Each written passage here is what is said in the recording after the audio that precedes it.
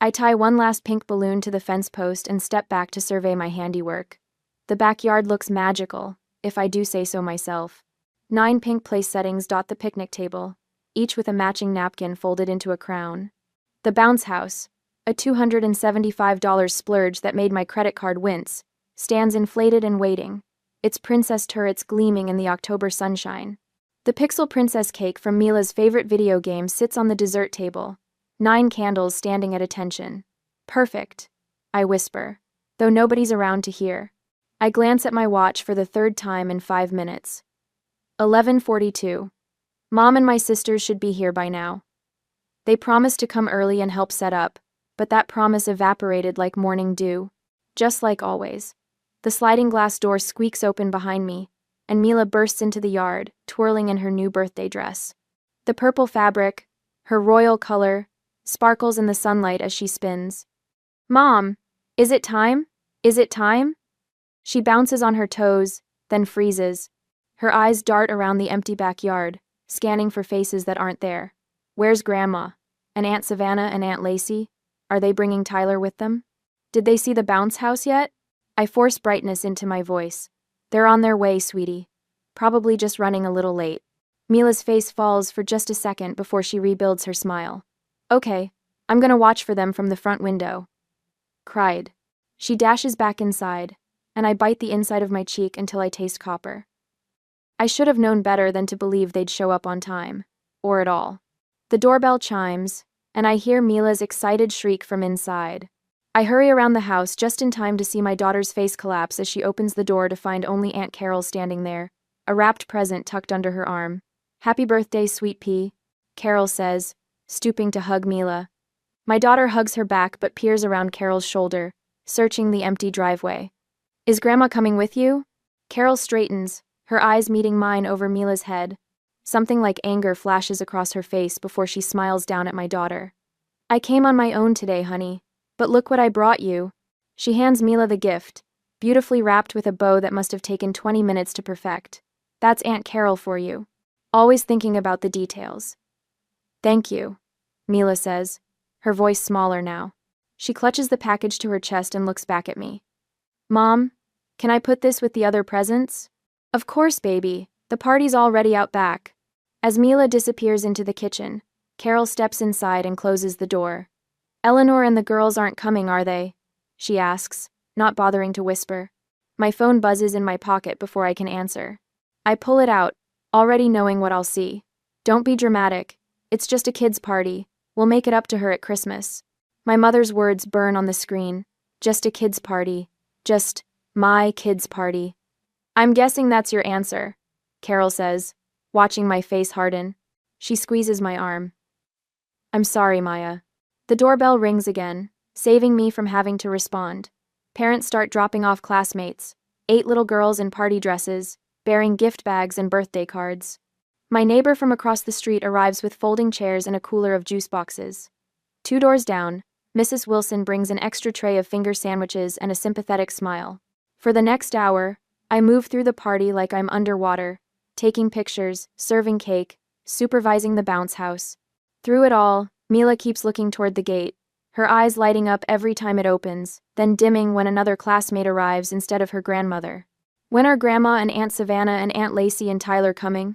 She asks, for what might be the 10th time, tugging at my shirt as I refill the snack bowl. I'm not sure, sweetie, I say, smoothing her hair. But look at all your friends who came to celebrate with you. She nods and runs back to the bounce house, but the slump in her shoulders tells me everything. This isn't the first time my family has let her down, and something in her 9-year-old heart knows it won't be the last. My mind drifts to last Christmas, when I maxed out my credit card buying gifts for everyone. $840 worth of presents I couldn't afford, because family matters. 3 months ago, I covered Savannah's salon rent when she came up short. $1,650 that I've never seen again and probably never will. Maya can handle it. They always say, she's good with numbers. Good with numbers, like that somehow translates to having extra money. Ever since Dad walked out when I was 20, Mom has treated me like an ATM with legs. You're the head of this family now, she declared the day after he left, as if his departure promoted me to his position of financial provider. My phone pings with a notification. I glance down and my stomach curdles. Savannah has posted on Instagram a photo of her, Mom, Lacey, and Tyler raising mimosa glasses at some fancy brunch spot downtown. The caption reads, "Family first." Family first. Right. Mom? Mom. Mila's voice breaks through my thoughts. She's standing by the present table, surrounded by her friends, ready to open gifts. I tuck my phone away and plaster on a smile. "Coming, birthday girl?" The girls cluster around as Mila tears into her presents. She thanks each friend with genuine delight, but when all the gifts are opened, she looks up at me, her voice trembling slightly. "Did Grandma forget my birthday?" The question stabs straight through my chest. I open my mouth, searching for words that won't come, when Aunt Carol steps in. "Your grandma has a terrible memory sometimes," she says, winking at Mila. "But that just means you might get a surprise another day." Mila brightens a little at this possibility, and the moment passes as the girls rush back to the bounce house for one last jump before their parents arrive. Carol squeezes my hand. "This isn't right, honey." I nod, not trusting myself to speak. When the last classmate has gone home, I retreat to the kitchen with a stack of plates, letting silent tears fall as I wash each one. Through the window, I can see Aunt Carol helping Mila test out her new sidewalk chalk, their heads bent together over a rainbow taking shape on the driveway. My phone buzzes again. Another text from Mom. "Need $350 for a family emergency. Can you transfer it today?"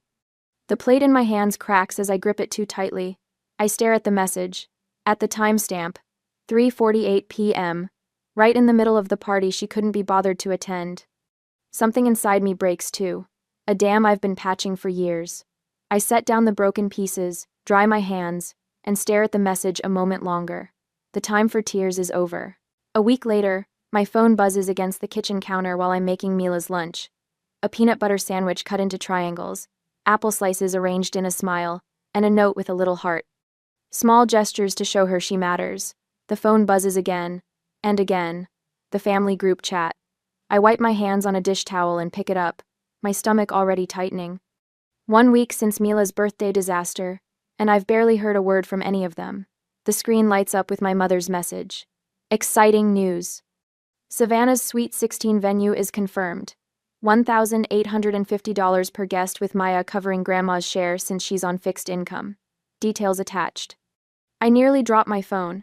Sweet 16? Savannah is 26 years old. Mom means sweet 26. Lacey clarifies in the next message. Theme is second chance at Sweet 16, since her real one was at the VFW hall. My fingers tremble as I open the attached PDF. There, printed in glossy color, is a sponsorship page with my LinkedIn profile picture prominently displayed under Platinum Sponsor, Maya Allen. What the? I bite back the word, aware of Mila's small footsteps padding down the hall. Another text arrives from Lacey. "Maya, you're the accountant. Just handle the deposit. Deadline this weekend." Not a request, a command. "Mom?" Mila appears in the doorway, Lego piece in hand. "Can you help me with this spaceship?" "In a minute, sweetheart." My voice sounds strange, distant even to my own ears.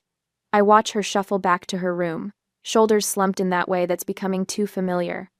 Just like at her birthday party. Just like every time my family makes promises they never keep.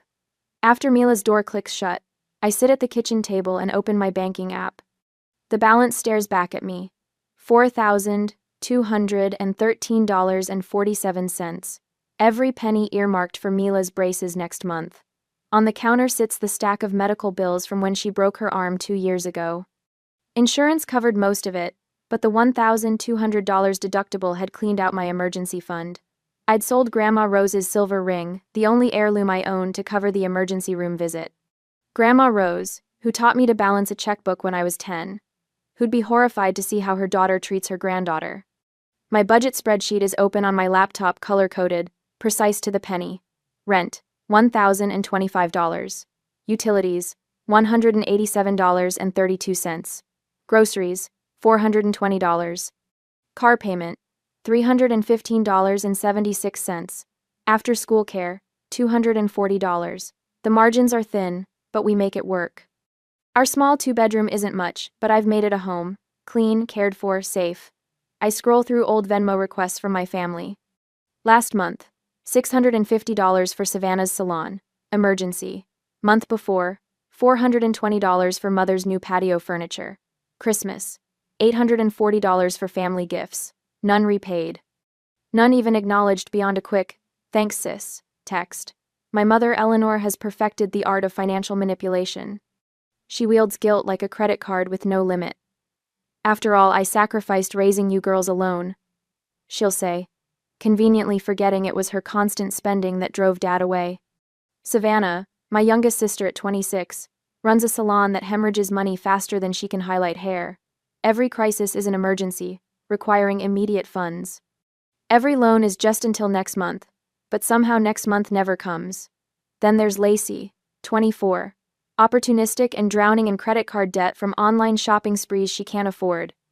Somehow her financial problems always become my financial solutions.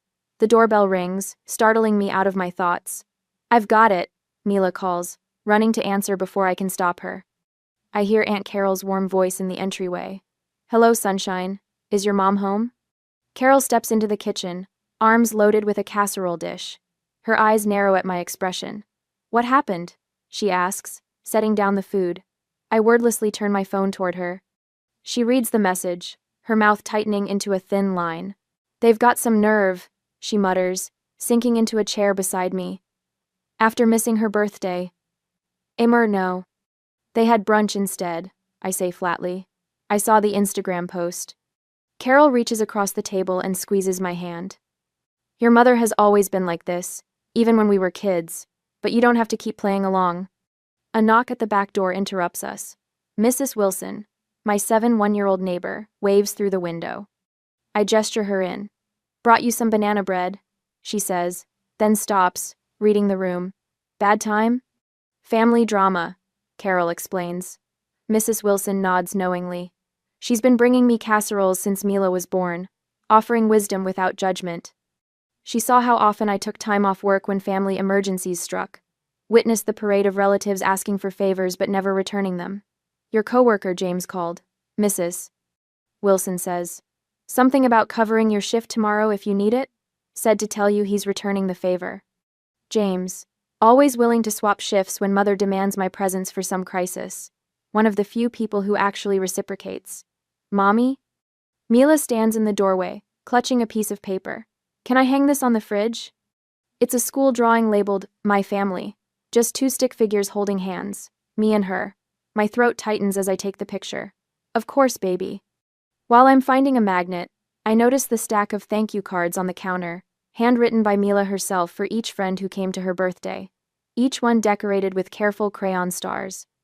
That night, after tucking Mila in, I pass her room and hear her small voice. God, please make Grandma like me more.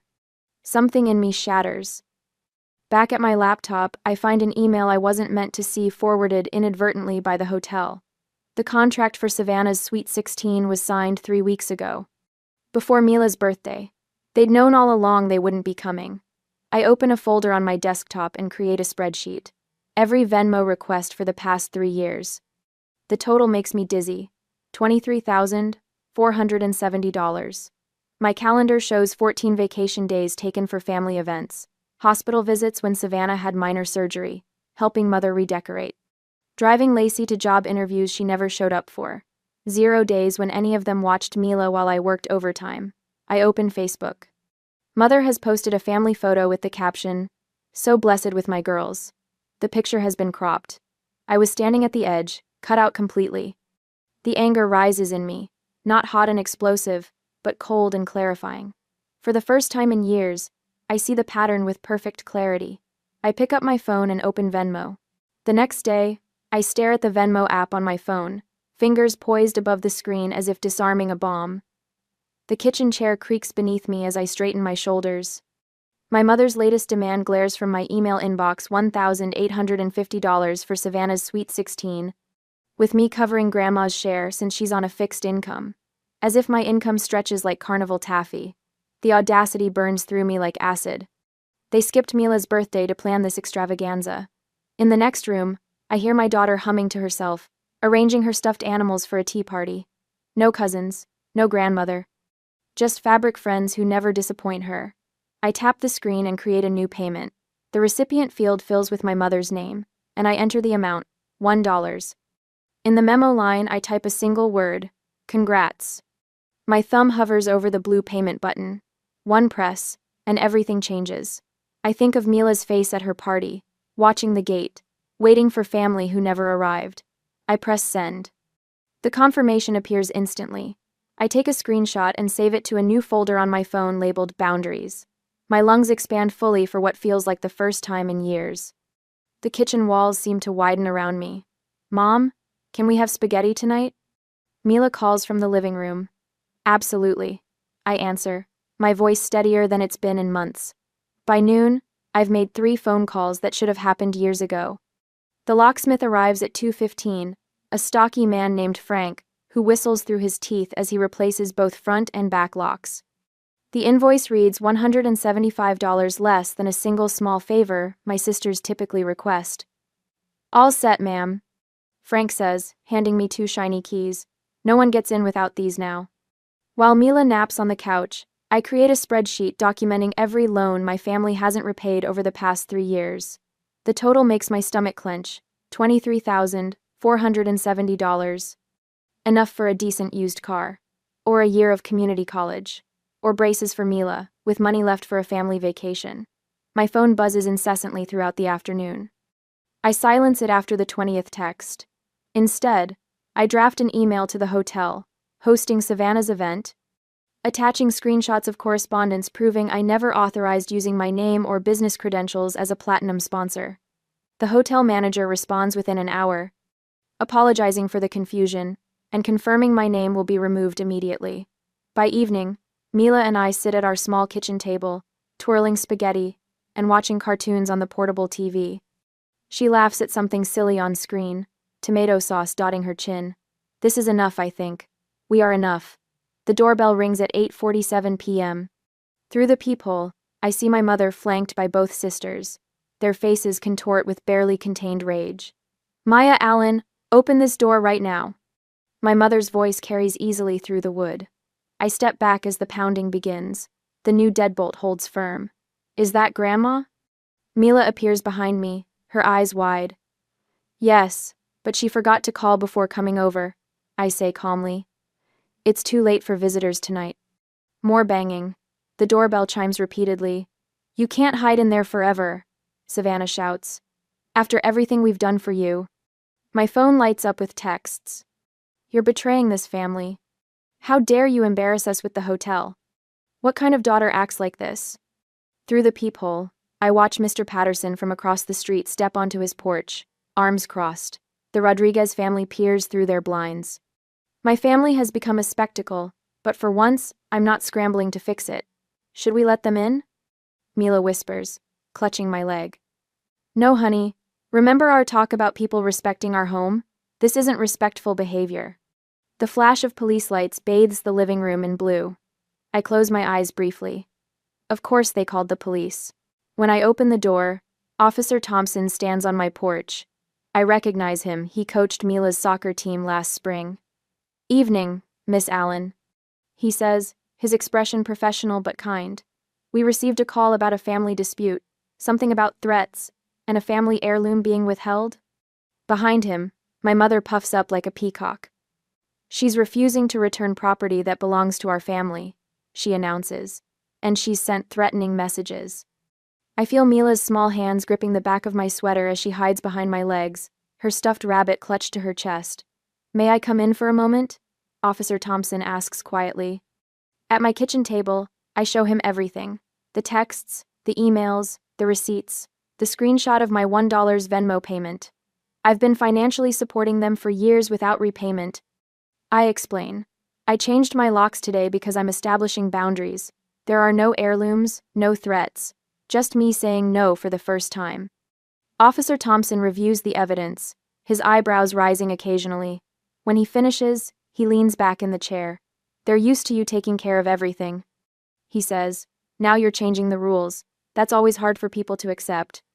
He returns to the porch where my family waits, their certainty visibly diminishing as he speaks to them. Minutes later, they retreat to their cars, my mother's finger jabbing in my direction before they drive away. After checking the locks twice, I find Mila sitting on her bed, small legs dangling over the edge. "Mom," she says, her voice barely above a whisper. "Am I not important enough? Is that why Grandma and my aunts didn't come to my birthday?" The question knocks the wind from me. I kneel to meet her eyes, taking her small hands in mine. "No, sweetheart, you are the most important thing in the world. That's exactly why I have to protect you from people who don't value us." My phone buzzes on the nightstand. Another text from my mother. "You'll regret this. Family is everything." I delete it without responding and tuck Mila into bed, pulling her comforter up to her chin. "It's just us two," I tell her, smiling genuinely for the first time in days, and that's plenty. After she falls asleep, I check my phone one last time. A text from Aunt Carol appears. "You did the right thing. They're furious, but truth is on your side." Another message from Mrs. Wilson next door. "Those brownies cooling on my counter aren't going to eat themselves. You fought the right fight today." My coworker, James, "Need extra shifts to rebuild savings? I can swap Tuesday for your Saturday." An email from Mila's teacher. "She seems happier this week. Everything okay at home?" I set my phone aside and breathe deeply. The house feels different tonight, lighter somehow, as if the walls have stopped pressing inward. I've been so focused on building a family that I never noticed a community forming around us, brick by brick, person by person. Tomorrow will bring new challenges. But tonight, for once, I sleep without the weight of impossible expectations crushing my chest. My phone buzzes at 6:30 a.m., jolting me awake before my alarm. I squint at the screen, my stomach dropping when I see Savannah's name. Not a text. A Facebook notification. "Savannah Allen mentioned you in a post." I tap the notification with my thumb, already knowing what I'll find. Her profile loads, revealing a paragraph-long status update. When toxic people show their true colors, some folks pretend to care about family until they're asked to contribute. Then suddenly, they're too good for the rest of us. Guess money means more than memories to certain people. 17 comments already, most from extended family and high school friends I haven't spoken to in years. "So sorry you're going through this, sweetie. Blood isn't always thicker than water. You're better off without negative energy in your life."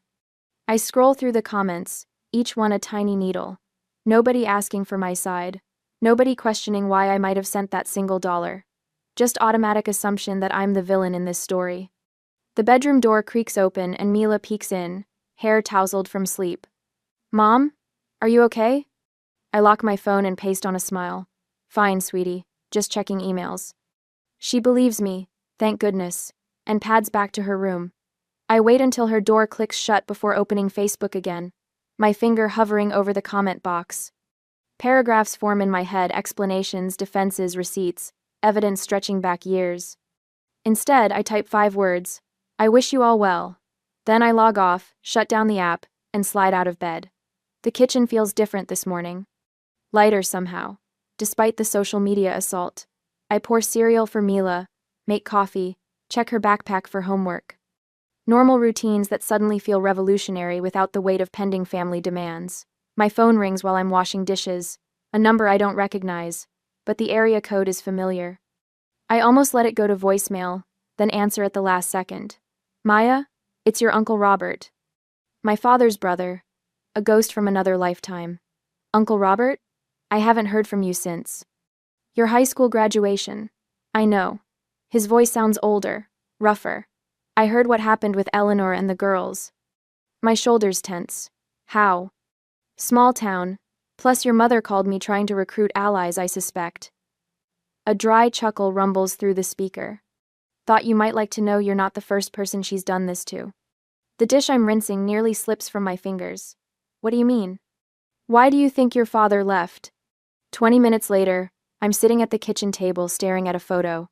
Uncle Robert texted me, "Dad, at my 5th birthday party, eyes hollow, shoulders curled inward." The same expression I've seen in my own mirror for years.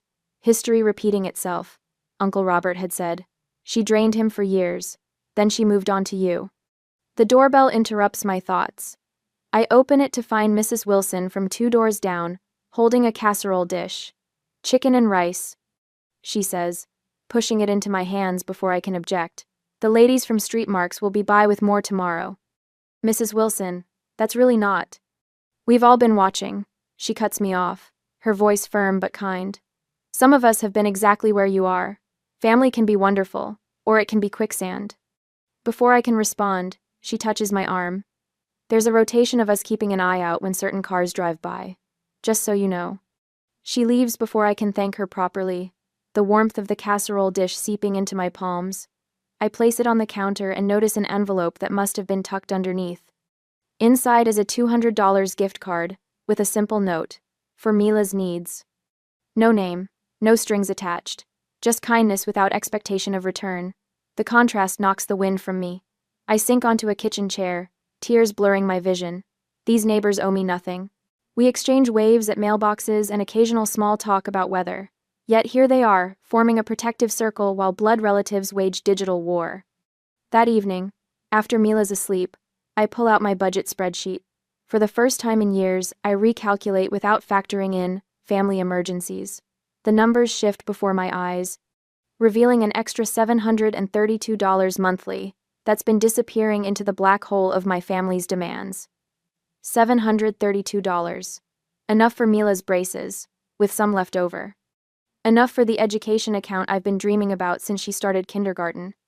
Enough for a modest vacation at the lake this summer, where she can make memories that don't include waiting for relatives who never show up. I stare at the numbers, my breathing growing steadier with each inhale. Then I open a browser and research savings accounts for education. 20 minutes later, I've opened one in Mila's name with a small initial deposit. A start. A seed. The next morning, grocery shopping feels different. I study prices out of habit but realize I'm not calculating each item with the razor-thin margins of before. At the checkout, I splurge on a bunch of tulips, $24 for no reason except they're pretty and will make our dining table cheerful. This small rebellion against scarcity brings a smile to my face that lasts all day. Saturday morning, Mila wanders into the living room while I'm folding laundry.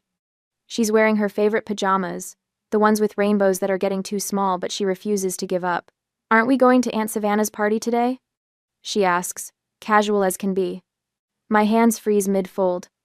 What? The Sweet 16 party. I saw it on your calendar before. She shrugs. Taylor from school is going. Her mom is friends with Grandma. The familiar guilt surges through me, bitter as copper. Should I reconsider?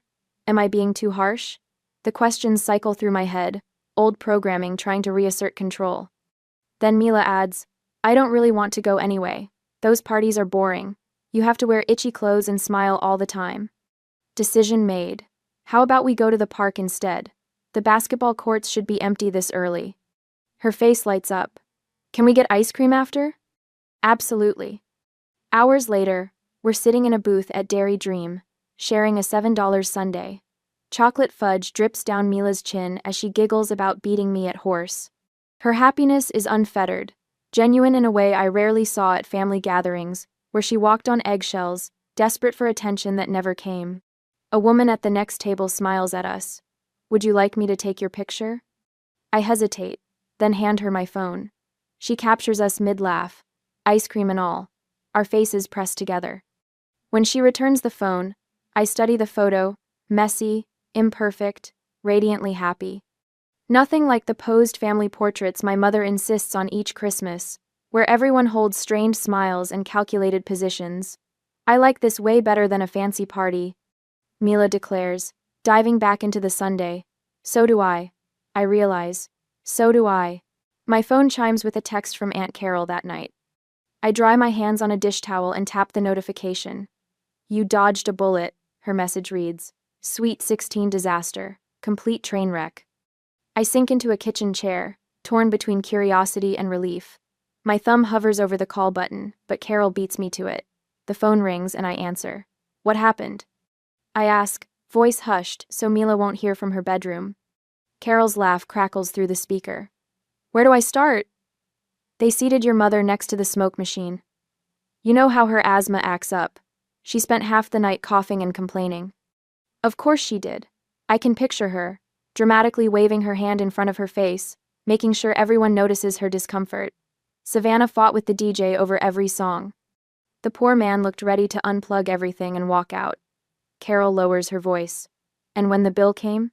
Eleanor's face turned whiter than that fancy tablecloth. Suddenly, nobody could make eye contact. I wind the dish towel around my finger. How much was it? Let's just say they went way over budget without your platinum sponsorship. They kept glancing at the empty chair where you were supposed to sit, like they'd saved a spot for your wallet. A small, vindicated smile tugs at my lips before guilt squashes it. I shouldn't be happy about their misfortune. It's not misfortune when you design a party around someone else's bank account, Carol says firmly. It's consequence. The next morning, I'm organizing files at work when a shadow falls across my desk. I look up to find my mother standing there, wearing her Sunday dress. We need to talk, she says, loud enough that my coworkers glance over. My stomach drops, but I keep my voice level. This isn't appropriate, Mom. I'm working. She sets her purse on my desk, covering the spreadsheet I've been updating for the past hour. Family comes first. I stand, guiding her toward the break room with a light touch on her elbow. 10 minutes, I whisper. Inside, she launches into a speech about forgiveness and family duty that sounds rehearsed. I recognize pieces of Pastor Wallace's sermons woven throughout.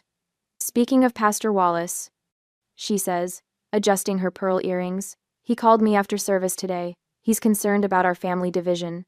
Said reconciliation is God's way. I stare into my lukewarm coffee. Did you tell him why we're divided? She waves dismissively. Details don't matter when family is involved. They matter to me. That evening, an envelope was waiting in my mailbox. No return address. Inside, a handwritten note reads, "Children need their grandmother. Think about what you're doing to Mila." The next day, Savannah's husband calls. "Just give them what they want," he pleads. "Peace is worth the money, Maya." Then comes the Thanksgiving invitation, cream cardstock with gold embossing. A handwritten note at the bottom. Water under the bridge if you contribute $750 for the venue. I place it on the counter beside Mila's school photo. Her smile has returned these past weeks, brighter than before. After tucking Mila into bed that night, I sit at the kitchen table with an old family photo in my hands. Christmas, 7 years ago. Dad was still with us then. Mom hadn't yet assigned me his financial responsibilities. We're all smiling, though I remember the argument that erupted 10 minutes after this was taken when Dad questioned the credit card bill. My phone sits beside me, Mom's number highlighted. One tap would reconnect us. One call could smooth everything over. Just another check, another withdrawal from my savings, another promise I'd make to Mila that I'd have to break when their next emergency arose. Mila's voice echoes in my memory.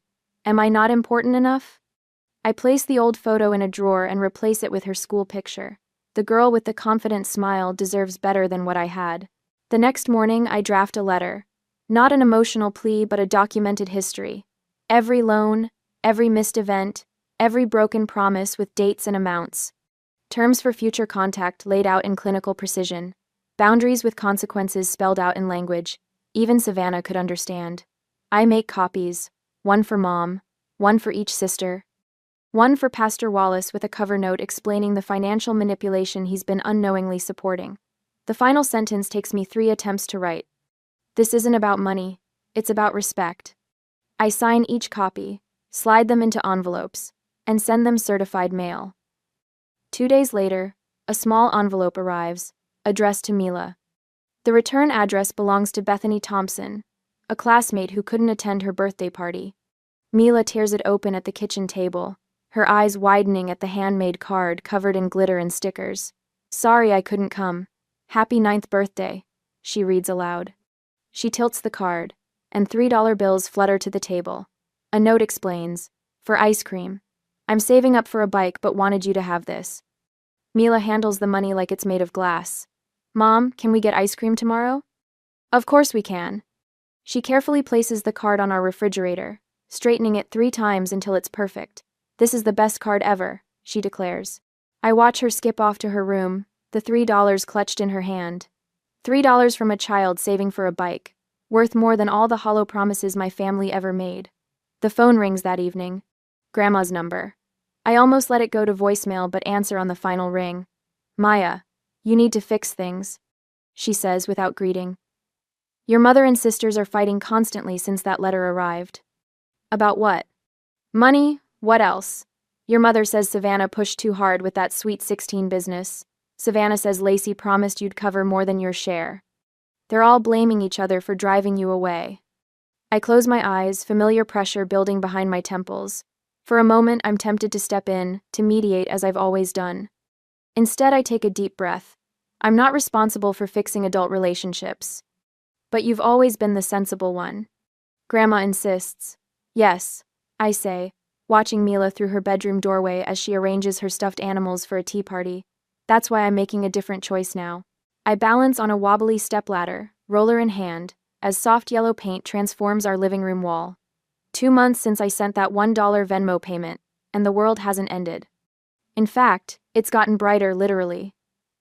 Mom, you missed a spot. Mila points with her brush to a patch near the ceiling. Her purple t-shirt bears splatter marks like tiny yellow stars. Got it, Eagle Eyes. I stretch higher, rolling paint over the stubborn white square. What do you think? Better than the old beige? Way better, Mila says, attacking the baseboards with the focus of a surgeon. It's like sunshine inside. The front door opens, and James from work pokes his head in, carrying a bookshelf under one arm like it weighs nothing. Special delivery, he announces. Where do you ladies want this? By the window, I say, climbing down. You didn't have to build it yourself. James shrugs. What else would I do with my weekends? Watch golf? His laughter fills our small house, a sound that once would have made me tense, expecting my mother's judgment about male visitors. Now I just smile, and help him position the oak shelves where afternoon light will hit them. Later, Mila arranges her books by color while I stand back, admiring our handiwork. The calendar on the fridge catches my eye. Movie night, written in Mila's crooked handwriting for Friday. Park day for Sunday. No family obligations. No emergency loans. The tension I carried in my shoulders for years has melted away, leaving room to breathe. Mrs. Wilson called. Mila says, carefully placing her Harry Potter collection on the middle shelf. She wants to know if I can come over tomorrow for knitting lessons. Do you want to go? Mila nods, her eyes bright. She says I have natural talent. Then absolutely. I tuck a strand of hair behind her ear, leaving a smudge of yellow paint on her cheek. Sorry about that. She giggles, deliberately touching my nose with her paintbrush. Now we match. 2 weeks later, Mila stands in front of her third-grade class, holding a poster board titled, My Hero. Her teacher, Mrs. Langston, emailed me about the project, but I wasn't prepared for the lump in my throat when Mila unveils her work. 2 stick figures hold hands against a crayon sunset. Above them, careful letters spell out, My mom taught me that love doesn't hurt. That evening, a note arrives from Mrs. Langston. Mila seems so much more confident these days. Whatever you're doing, keep it up. I place the note on our refrigerator with a magnet shaped like a sunflower, right next to Mila's drawing. Christmas cards arrive, including one with my mother's handwriting. Inside, guilt drips from every line. Families should be together during the holidays. We've all made mistakes. Savannah's text arrives next. I miss my niece. Tyler asks about her. Then Lacey emails about a family healing retreat in Arizona. The price tag, $2,300 per person, makes me snort coffee through my nose. I read each message twice, waiting for the familiar twist of shame and obligation in my gut. Nothing comes. Just calm clarity as I type a single response to all 3. We've moved forward. I wish you well. Our Christmas tree stands 4 feet tall in the corner, adorned with popcorn strings and ornaments Mila crafted at school. The presents beneath it aren't expensive: a new sketchbook, colored pencils, a telescope found at a garage sale, but they're wrapped with care, each tag written in my best handwriting. Mrs. Wilson brings apple cider. James arrives with a casserole that's more cheese than vegetable. Aunt Carol drives 3 hours to join us, bearing homemade cookies and genuine hugs. I brought something else, Carol says, handing me a leather-bound album. The first page reads, Our family of 2 in her elegant script. It's beautiful. I whisper, touching the embossed cover. Room to grow, she replies, nodding toward our guests laughing in the kitchen. January finds me joining a support group for single parents at the community center. February has me volunteering at Mila's school once a month. Uncle Robert, Dad's brother, sends occasional postcards with encouraging notes from his travels. We're building something new, brick by careful brick. As another October approaches, bringing Mila's 10th birthday, I plan a simple celebration. A picnic in the park, a homemade cake, friends who actually show up. The mail brings a card from my mother containing a crisp $50 bill with no strings attached. No demands, no guilt, just, "Happy birthday, granddaughter," signed in shaky script. I consider returning it, then slide it into Mila's birthday fund instead. Boundaries don't mean cutting people off entirely, they mean controlling the terms of engagement. Tonight, after Mila falls asleep, I sit at our kitchen table writing in the journal Aunt Carol gave me for Christmas. The words flow easily. Real family isn't defined by blood, but by the people who show up when it matters. I glance up at our wall, where a new photo hangs in a simple frame, Mila and me, flanked by Aunt Carol, Mrs. Wilson, James, and Uncle Robert, at the park last weekend. Below it, a small wooden plaque reads, "Our family." The house is quiet except for Mila's peaceful breathing from the next room. I close my journal, feeling something I haven't felt in years. Home.